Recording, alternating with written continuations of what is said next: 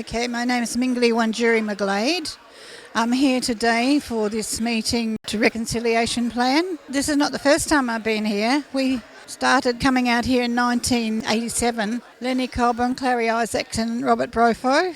From that was formed the Black Deaths in Custody group. This is one of the first big black deaths in custody places around, and as they say, it's the biggest in Australia. Like dance on our graves is our ancestors' graves. So much Aboriginal history, black history here. Bibbulmun people, but they said this is Noongar land, but we are Bibbulmun people and Bibbulmun land. This is Bibbulmun country. I think we lost it somewhere along the way.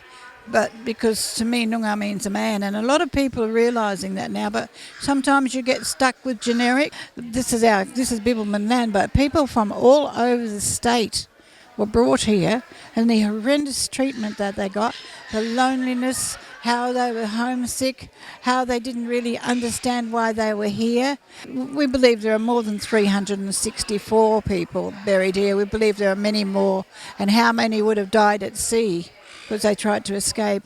Of course, it is, the men that they took. They took the men away from our families and left the women defenceless. Because tribal people relied heavily on their men to look after them, to look after country. My name is Dr. Neville Green.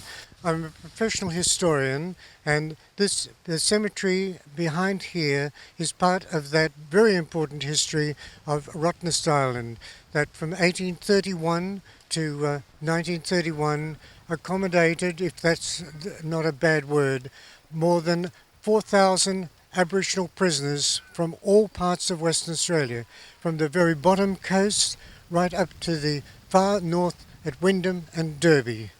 And some of the men arrested travelled chained about 34 in a row, 600 or 700 kilometres to the port of Carnarvon and Roban, and from there they were shipped down to Fremantle. Many of them, when they were arrested, were naked. In their country they didn't need clothes, and when they arrived at Fremantle they were still naked in a very cold climate. And so that is part of the tragedy, and many of them died chained on the route from their home country to the coast. The old prison on the island, for the first time in 100 years, it won't be used as a tourism accommodation site. It will be handed back to the Island Authority, and they're working with the Wajimap Aboriginal Reference Group to advise how it will become a commemorative, educational and respectful site for the future.